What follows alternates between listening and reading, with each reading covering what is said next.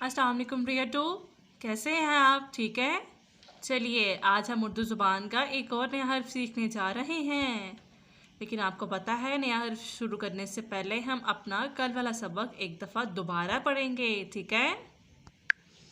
ये क्या है?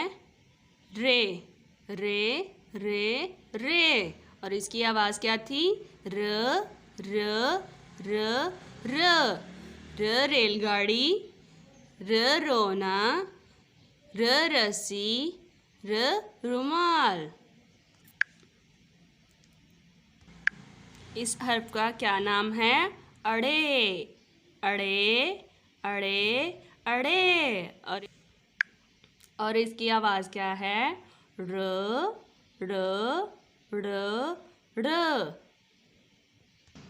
तो चलिए आइए अब रे के दोस्तों से मिलते हैं।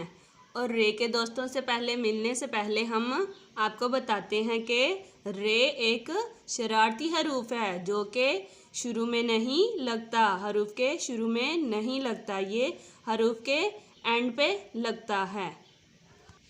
तो ये हैं रे के दोस्त। ये क्या है? गुड़ गुड़ गुड़ गुड़। र गुड़ र गुड़ र गुड़। और ये क्या है? जाड़। ये क्या है? जाड़ जाड़ जाड़ जाड़।